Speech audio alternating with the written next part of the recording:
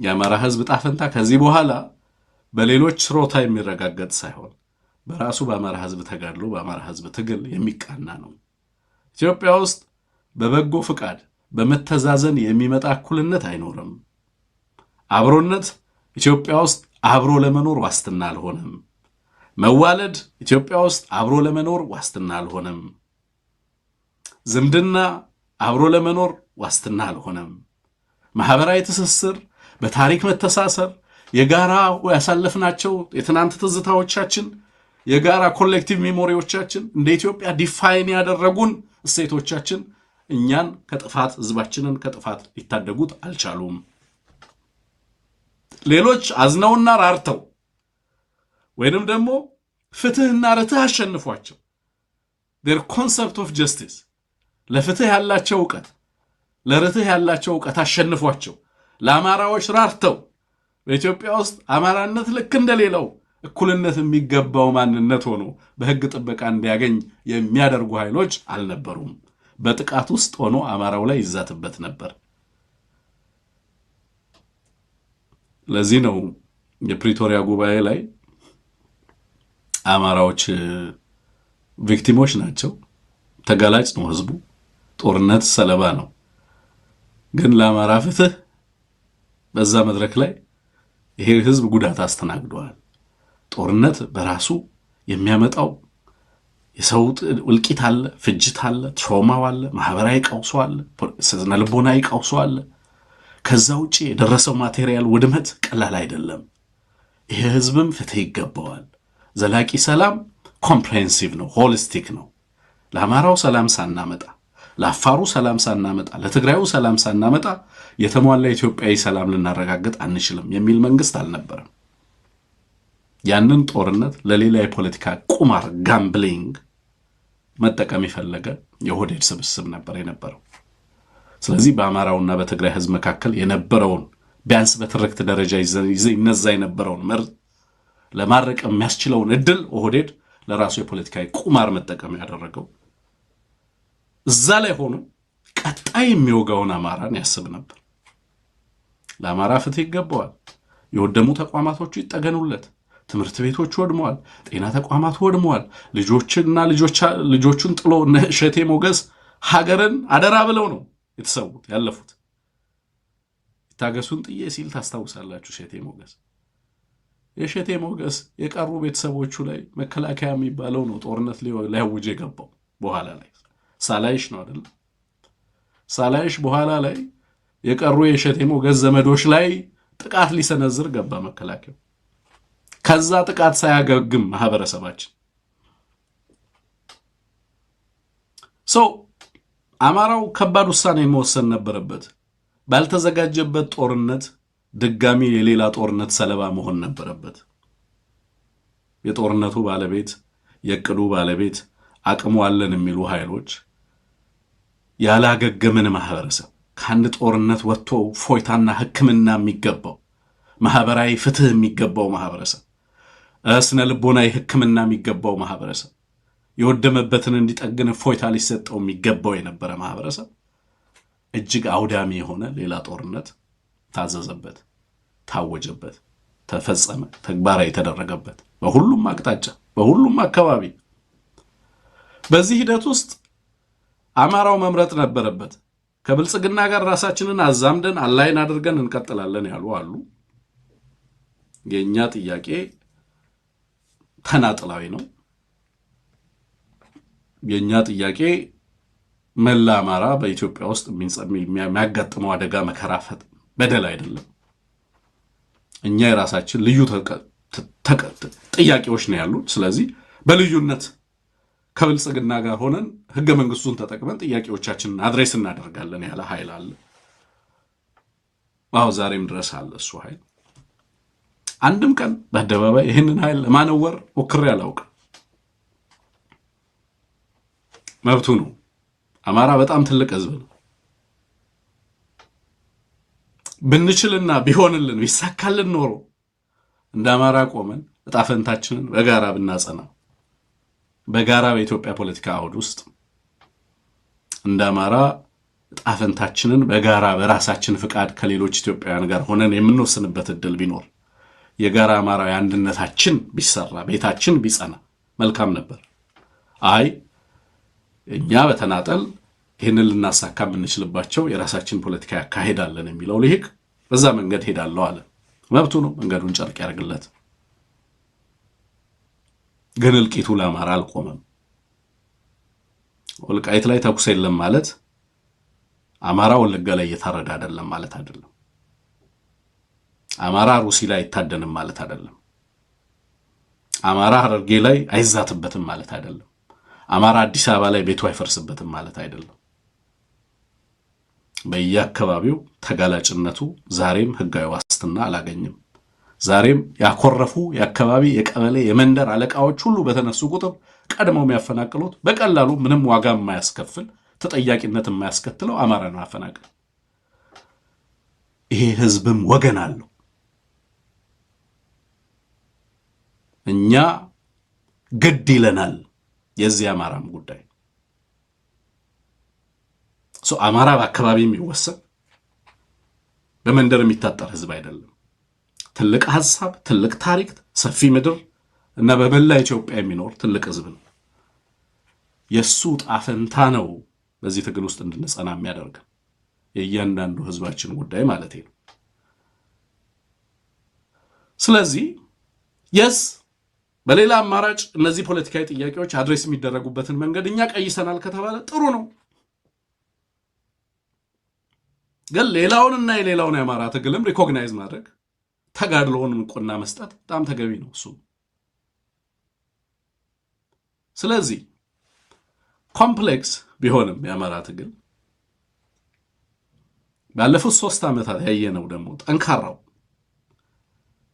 ውስንነቶች እንዳልኩት ከዚህ አንጻር የአማራን ህዝብ ጥቃትና ተጋላጭነቱን ከመረዳት ከመተንተንና እነዚህን ተጋላጭነቶች በመቀልበስ ሂደት ውስጥ ሊኖረን ከሚገባ አማራ የጋራ አቋም በአንድም በሌላም መንገድ ልዩነት ያዳበሩ ኃይሎች እንዳሉ ብንረዳም ግን ደግሞ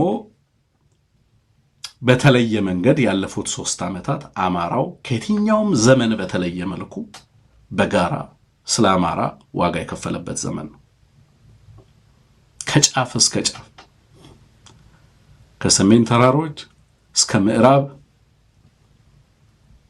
አማራው በሁሉም አካባቢ በሁሉም አቅጣጫ በጋራ ዋጋ የከፈለበት እጅግ የተለየ ታሪክ አውድ ነው እና አብይ አህመድ አውቀውትም ይሁን ሳያውቁት አማራን ባደረሱበት ኮሌክቲቭ ፓኒሽመንት ወጥነት ባለው ጦርነት በሁሉም አካባቢ ባለው አማራ ላይ ያስቸኳይ ጊዜ አዋጅ አውጀው ህዝባችን ላይ ያደረሱት ጥቃት በከተማም በአርሶ አደሩም ቀይ በሁሉም ቦታ ላይ አለን የሚሉትን ምድር ያዘመን የሰጣቸውን ቴክኖሎጂ ሁሉ ተጠቅመው ባይዘወይ እና አብይ አህመድ አማራና ከአማራ ጋር ሲዋጉ የገጠማቸው ትልቁ ፈተና የቴክኖሎጂ ውስንነት ነው። and they would have wiped us out ቴክኖሎጂ ቢኖራቸው ሙሉ ለሙሉ ህዝባችንን ሊያጠፉት የሚችሉበት ሁኔታ ይፈጠር ነበር። ምክንያቱም አለን የሚሉ ዘመን ሰጠን የሚሉትን ቴክኖሎጂ ሁሉ ወደ ጦር ግንባር አሰልፈዋል። እንደውም አንዳንዴ ይዝታሉ ኒውክሌሩን ልንገነባ ነው ይላሉ።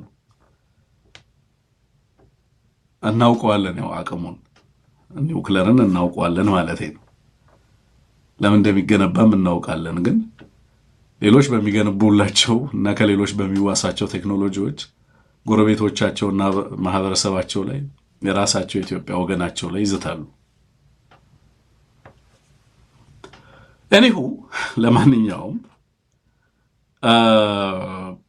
እንደዚህ አይነት የጎራ መደበላለቆች ቢኖሩም አማራ ወጥነት ያለው ትግል ከማድረግ አልቦዘንም። ከባድ ዋጋ ከፍሏል፣ እየከፈለ ይገኛል። በሁሉም አቅጣጫዎች በእያንዳንዱ ቀበሌ ወታደራዊ አቅሞችን ፈጥሮ በየአካባቢው መጠነ ሰፊ ተጋድሎ እያደረገ ይገኛል። እና አብይ አህመድ የማያሸንፉት ዋር ኦፍ አትሪሽን ውስጥ እንዲገቡ አደረጋቸው አማራው። በቀላሉ ኦፕሬሽን ሰርተን እንመለሳለን ያሉት ሰዎች አማራ ውስጥ ቀሩ እና እንደ ኦሮምኛ አባባላል ሄቤሌ ጩልቴ ሎምቡሌ ቃሪቴ ይባላል። ገቡ ጠፉ ነው። እዛ የገባ እና የሆነ ከብት ተሰርቆ ወደ ሆነ አካባቢ ከሄደ ያ ከብት እዛ ቦታ ደረሰ ማለት አለቀለት ማለት ነው። አማራ ክልል ገቡ እና አብይ አህመድ መውጫ መንገዱ ጠፋ። because ዛሬ አብይ አህመድ ከ3 ዓመት በኋላ ሄዶ ጎጃም ላይ ተናገረው ምን እንደገጠሙ። ከ3 ዓመት በኋላ መጥቶ ጎጃም ላይ ቆሞ አብይ አህመድ እንዲናዘዝ ተገደደ። ጦርነት የአባቶቻችሁ ነው፣ ውጊያውን ትችሉታላችሁ እንዲል ተገደደ። 3 ዓመት ሞከረው and ታሪክ አያውቅም። ሲገባ ምን አይነት ምድር ላይ እንደገባ አያውቅም። በህብረተሰቡ ላይ ይደርስ የነበረውን ጥፋትና ጥቃት፣ መዋቅራዊ ጥቃት፣ የማያቋርጥ አማራ ላይ ይደርስ የነበረውን ውድመት ኖርማላይዝ አድርጎታል። አብይ አህመድ ያበሳጨው እንዴት አማራ ሬዚስት ያደርገናል? እኛ አማራ ላይ መዋጋት ስንፈልግ አማራው እሺ ብሎ መንበርከክ ነው እንጂ ያለበት እንዴት ራሱን ይከላከላል? ቀየው ድረስ ሄደው ነው የተዋጉት። ምን ይሰራል የአብይ አህመድ ጦር ጎንደር ላይ? ምን ይሰራል የአብይ አህመድ ጦር ደጋዳሞት ላይ? ምን ይሰራል የአብይ አህመድ ጦር መንዝ ሞላሌ ላይ? ምን ይሰራል ምስራቅ አማራ ላይ? ዛሬ ከጋሸና አንስታችሁ እስከ ላሊበላ ድረስ ዛሬ ከፍተኛ ጥቃት ሲደርስበት ነው ያለው የሱ ሰራዊት። ምን ይሰራል? በእያንዳንዱ የአማራ ቀበሌ ውስጥ የአብይ አህመድ ጦር ምን ይሰራል? አማራን ለማውደም ተልኮ ይዞ ካልገባ በስተቀር ከእያንዳንዱ የአማራ ቀበሌ የመጣ ስጋት አለ ወይ? አዲስ አበባ ላይ አልነበረም። ወደ አብይ አህመድ ንግግር ከመግባቴ በፊት ዛሬ ጎጃም ላይ ስለነበረው ወደ እንትኑን ላንሳው። የአማራ ፖለቲካ በእርግጠኝነት የምነግራችሁ ነገር ይሄንን ፊክስ እናደርጋለን። የአማራ ፖለቲካ ልዩነቶችን ፊክስ እናደርጋቸዋለን። ሁሌም የሚያጋጥሙ ናቸው። ከብሔርተኝነት ብዙ ጊዜ በተለይ ደግሞ አንድን ማህበረሰብ በማደራጀት ሂደት ውስጥ የሚያጋጥሙ ፈተናዎች ውስጥ አንዱ አድርጌ ወስደዋለሁ። በርካታ የልሂቃን ፍላጎቶች ስላሉ በጣም ሰፊ ነው የአማራ የልሂቅ ቤዙም ሰፊ ስለሆነ ሌላው ይሄ ለአማራ ብሔርተኝነት ኢንግሪዲየንት የሆነው የህብረተሰቡን የእርስ በርስ ትስስር፣ የልሂቃኑን የእርስ በርስ ትውውቅ አንድነቱን ለማጠናከር የሰራናቸው ስራዎች በነበራቸው ውስንነቶች እርስ በርስ እንዲተማመን፣ እርስ በርስ እንዲተዋወቅ፣ ከአካባቢ በላይ እንዲያስብ፣ ከመጣበት ቀጠና በላይ እንዲያስብ፣ የሀገሪቱን ፖለቲካ እንዲያይ፣ የቀጠናውን ፖለቲካ እንዲመለከት፣ የህዝቡን ዕጣ ፈንታ በታሪክ ውስጥ ሆኖ እንዲመለከት ያንን ሶሲዮሎጂካል ፍሬሚንግ መቀየር ነበረብን። ያልሰራናቸው ስራዎች ውስንነቶቹ እንዲፈጠሩ አድርገዋል ብዬ ነው የማምነው እና ብዙ አንበሳጭባቸው። በጣም ብዙ አንዳንዴ እንደዚህ አይነት ልዩነቶች ሲያጋጥሙ እንትን በሏቸው። ዋናው ትግላችሁ ላይ ፎከሳችሁን ሚስ አታድርጉ ነው። ትኩረታችን መሆን ያለበት አብይ አህመድ በአማራ ህዝብ ላይ ደቀነውን አደጋ ተገንዝቦ ለዛ የሚደረገውን ትግል ታሳቢ ያደረገ መጠነ ሰፊ አቅም መገንባት ላይ ነው። የገባቸው አማራዎች በዚህ በአማራው አቅም ላይ የሚተማመኑ ኃይሎች፣ በራሳቸው አቅም ላይ እምነት ያላቸው ኃይሎች እኛ ሁሉ ጊዜ ተመጽዋጭ አይደለንም፣ እኛ ራሳችን በኢትዮጵያ ፖለቲካ ላይ የራሳችን ሰይ አለን፣ በኢትዮጵያ ውስጥ የራሳችን አቅም የራሳችንን የመወሰን አቅም የምናሳድግም እንደ አማራ የራሳችን ቦታ ያለን ስፍራ ያለን የአማራን ህዝብ ጣፈንታ በተመለከተ የማንንም ፍቃድ አንጠይቅም። ህጉንም ቢሆን እናንተ ናችሁ የጻፋችሁት፣ እኛ አልጻፍ ነው። እናንተ በጻፋችሁት ህግ ላለፉት 30 40 50 ዓመታት ህዝባችን የተዳኘበት ፕሮጀክት አማራውን ምን እንዳደረገው እናውቃለን። ስለዚህ በእናንተ ህጎችም አንተዳደርም። ኢትዮጵያ ለእውነተኛ ለውጥ የምትዘጋጀው እኛም እናንተም በጋራ በምንጽፈው ህግ ነው። በዛ ስርዓት ነው የምንመራው። እኛ በሌለንበት ማህበር እና በማህበሩ ህግ አንተዳደርም። ስለዚህ ያ ማህበር እኛንም ሪኮግናይዝ እንዲያደርግ ህግጋቶቹን እኛን በሚመስል መንገድ እንዲያስተካክልና እንዲያርቅ የሚደረግ ትግል መሆኑን ተገንዝበው በራሱ በአማራው አቅም ላይ እምነት አሳድረው ከመጡ ሁሉም የአማራ ኃይሎች ሰየው